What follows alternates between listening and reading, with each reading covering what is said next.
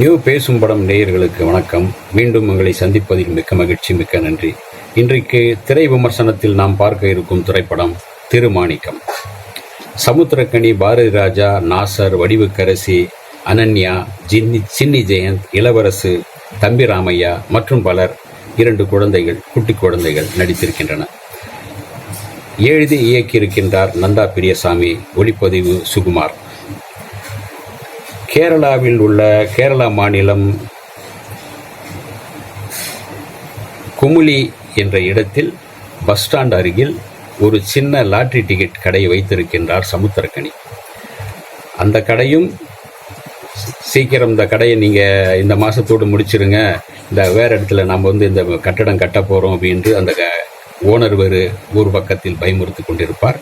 இன்னொரு பக்கத்தில் வீட்டில் அவருடைய மனைவி, அவருடைய மாமியார் மற்றும் அவருடைய இன்னொரு சகோதரி, மாமியாரின் சகோதரி, 2 குழந்தைகள், 2 பெண் குழந்தைகள். அதில் ஒரு குழந்தைக்கு வாய் பேச இயலாது.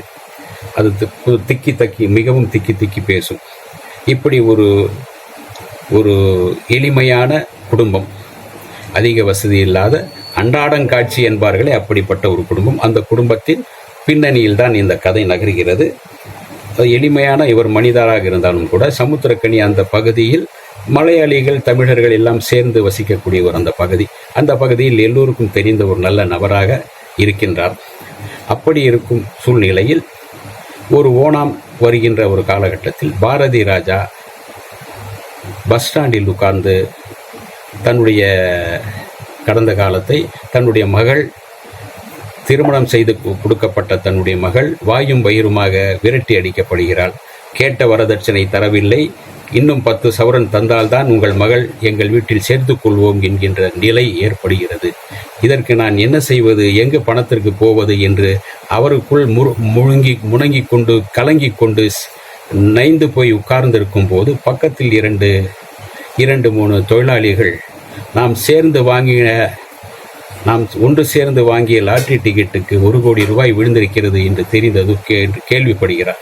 சரி, நாமும் ஒரு லாட்டரி டிக்கெட் வாங்கி பார்ப்போம், நமக்கு அதிர்ஷ்டம் இருந்தால் அந்த பணத்தில் மகளுக்கு 10 சவரன் வாங்கி கொடுத்து மறுபடியும் அவருடைய மாமியார் வீட்டில் சேர்த்து விடலாம் என்று எண்ணுகிறார். அதே போல சமுத்திரக்கனி கடைக்கு சென்று லாட்டரி டிக்கெட் வாங்குகிறார். இந்த லாட்டரி டிக்கெட் என்று கேட்டு வாங்கும்போது வாங்கி விடுகிறார். பணம் கொடுக்க அவர் வேட்டியை உருவும் போது அவர் வேட்டுக்குள் மடித்து வைத்த 500 ரூபாய் தொலைந்து விட்டது. என்ன செய்வது என்று தெரியவில்லை. அந்த பணத்தை, எப்பா நீயே வச்சுக்கோ, நான் அப்புறம் பணம் கொடுத்து வாங்கிக்கிறேன் அப்படின்பார். இல்லை நீங்கள் எடுத்துகிட்டு போங்க, அப்புறம் பணம் கொடுங்க நாளைக்கு என்று சமுத்திரக்கனி சொல்ல, இல்லை, அந்த பெரியவராக வரும் பாரதி ராஜா, இல்லை நீயே வைத்துக்கொள், நாளை நான் பணம் கொடுத்து வாங்கிக் கொள்கிறேன். உங்களுக்கு ஓணத்துக்கு இந்த பணம் ஒருவேளை இந்த லாட்டரி டிக்கெட் அடித்தால் உங்கள் மகளுக்கு நல்வாழ்வு கிடைக்கும், நீங்கள் எடுத்துக்கொள் செல்லுங்கள் என்றார். இல்லை இங்கே வைத்துக்கொள் என்று சென்று விடுகிறார். அவர் புறப்பட்டு செல்லும் போது அவர் பஸ்ஸுக்கு கூட காசு இல்லாத சூழ்நிலையில் அவருக்கு பஸ்ஸுக்கு 200 ரூபாய் கொடுத்து சமுத்திரக்கனி அனுப்புகிறார். ஒரு நேர்மையான ஒரு வியாபாரியாக அங்கு இருப்பதால். அன்றைக்கு இரவே லாட்டரி ஏஜென்சியிலிருந்து ஒரு ஃபோன் வருகிறது. மாணிக்கம், நீ விற்பனை செய்த ஒரு லாட்டரி டிக்கெட்டுக்கு 1.5 கோடி ரூபாய் பரிசு விழுந்திருக்கிறது என்று தகவல் வருகிறது. உடனே எந்த லாட்டரி டிக்கெட் என்று பார்க்கும்போது அந்த பெரியவருக்காக எடுத்து வைத்த அந்த லாட்டரி டிக்கெட்டில் தான் 1.5 கோடி ரூபாய் விழுந்திருக்கிறது. சரி, இந்த விஷயம் அவர் வீட்டுக்கு தெரிந்ததும் அவருடைய மனைவி, அதே சமயத்தில் ஏற்கனவே நமக்கு 4 லட்சம் ரூபாய் அவருடைய மனைவி ஒரு போலீஸ்காரரிடம் கடன் வாங்கி அவர் வேறு ஒரு சின்ன தொழிலை செய்து கொண்டிருப்பார். அதுக்கான ஒரு கடன் வட்டி போட்டு கொண்டிருக்கிறது. அவருடைய மச்சானை துபாய்க்கு அனுப்ப வேண்டும், அதற்கும் பணம் வேண்டும். மகளுக்கு பேச்சு வரவழைக்க பணம் வேண்டும். இதற்கெல்லாம் பணம் வேண்டும். உங்களுக்கு அந்த லாட்டரி டிக்கெட் நமக்கு சொந்தமானது. அவர்தான் பணம் கொடுக்கவில்லையே, நீங்களே அந்த லாட்டரி டிக்கெட்டை அவரை கொடுக்க போகிறீர்கள், அவரிடம் கொடுக்க வேண்டாம், நாமளே அந்த பணத்தை வைத்துக் கொள்வோம் அப்படின்பார். அவருடைய இன்னொரு பெரியப்பா, அதை வேணா ஒரு 3 மாதத்துக்கு ரொட்டேஷன் விடுவோம்ப்பா, அதுக்கு பிறகு அவரை பார்த்து அந்த லாட்டரி டிக்கெட் பணத்தை கொடுத்துருவோம்ப்பா அப்படின்பார். இவருடைய நேர்மையை சோதிக்கக்கூடிய அளவுக்கு இந்த சூழல்கள் நடக்கும். அவர் அதெல்லாம் காதில் வாங்கி கொள்ளாமல் பஸ்ஸில் ஏறி, அவருக்கு அந்த பெரியவரின் பெயரும் தெரியாது, இடமும் தெரியாது, டெலிஃபோன் நம்பரும் கிடையாது.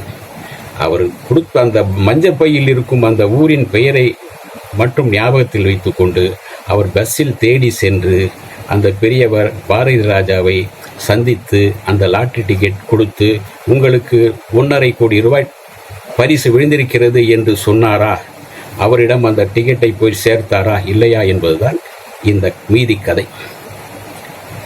இந்த கதையை மிக அழகாக நேர்த்தியாக இயக்கியிருக்கின்றார். திரைக்கதை அவ்வளவு விறுவிறுப்பாக என்ன நடக்கப் போகிறதோ என்கின்ற ஒரு பதபதைப்பில் பார்க்கக்கூடிய அளவுக்கு திரைக்கதை அமைத்திருக்கின்றார் நந்தா பெரியசாமி. அதே சமயத்தில் ஒவ்வொருவரும் தனக்கு வழங்கப்பட்ட அந்த கதாபாத்திரத்தை மிக சிறப்பாக மிக அழகாக செய்திருக்கிறார்கள். சமுத்திரக்கனி அப்படியே நம்மில் ஒருவராக இருந்தாலும் கூட அந்த யதார்த்த நடிப்பில் மிஞ்சி விடுகிறார். அப்படியே அந்த மாணிக்கமாகவே தெரிகின்றார். பிறகு என்ன நடந்தது என்பதுதான் சஸ்பென்ஸ். அதே சமயத்தில் இந்த கதை ஏற்கனவே பார்த்தது போல இருக்கிறதே என்று நினைப்பு வரும். உண்மைதான். கடந்த வருடத்தில் பம்பர் என்கின்ற பெயரில் வெளிவந்த ஒரு படத்தின் தழுவல் போல்தான் இது தெரிகிறது என்று நினைக்க தோன்றும். அந்த பம்பர் படத்தின் கதைக்கும் இதுக்கும் ஏறக்குறைய சில ஒற்றுமைகள் உண்டு.